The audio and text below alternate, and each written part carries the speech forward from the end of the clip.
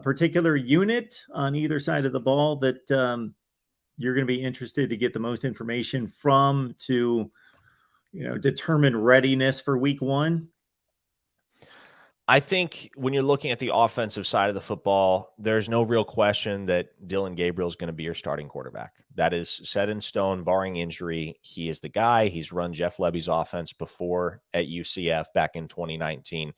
He's going to be the trigger man, and the offense is going to go as Dillon Gabriel goes. The wide receiver picture is pretty clear. The running back room, you have a tremendous incumbent in Eric Ray and a fantastic freshman in Javante Barnes, a guy that I've talked up time and time again here on your show, Mark. But I want to focus specifically on the offensive line because that is a group with which we've seen some surprises coming out of fall camp in recent years.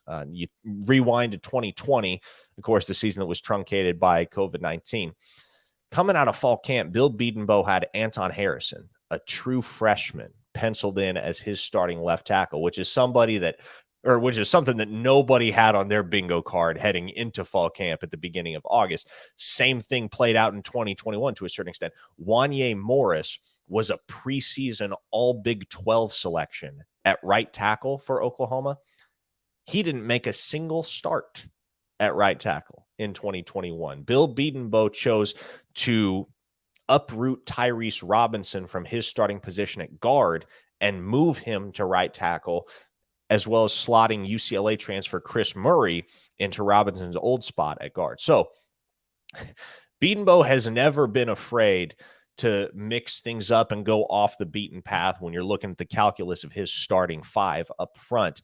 For my money, I think your starting five, as I would peg it heading into fall camp, are Anton Harrison at left tackle, McCade Mettauer, the Cal transfer at left guard, Andrew Rame as your starting center, Murray, again, as I mentioned, the UCLA transfer, reprising his role as the starting right guard. And I think Morris has done enough, made enough strides to the point where he inherits the role as the starting right tackle in the aftermath of Robinson's departure for the NFL. So I am curious to see what the starting group looks like for Bedenbaugh's core, because again, I can say it till I'm blue in the face. That's the five that I think you're going to get.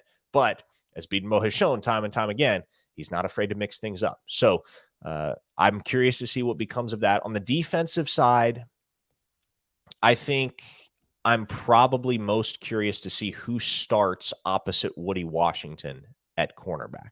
And really, you can loop the entire secondary into that conversation. There's a lot of returning talent.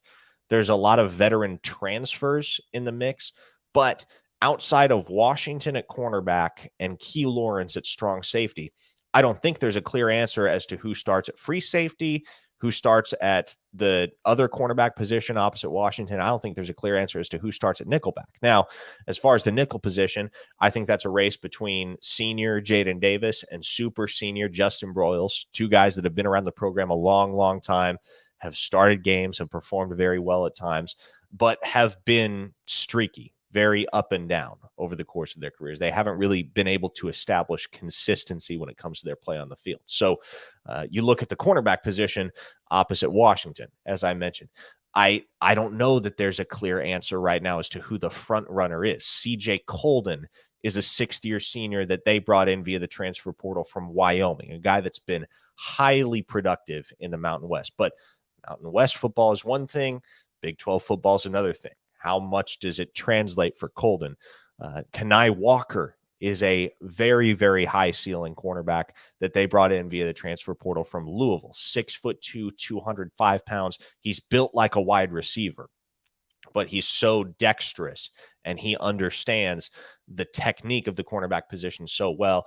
I would say if I had to place money on who's starting opposite Woody Washington, I'd actually probably go with Walker right now. But Joshua Eaton is going to be in the mix.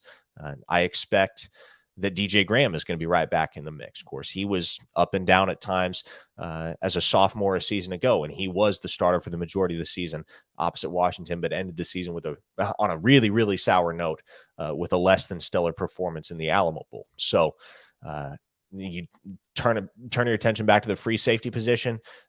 That guy's probably Billy Bowman right now, but he's going to be pushed. Trey Morrison, the North Carolina transfer, is going to be in the mix. I'm a huge fan of incoming freshman Robert Spears Jennings. Jordan Mukes, the pride of Choctaw, Oklahoma, is a guy that's built like a young Cam Chancellor.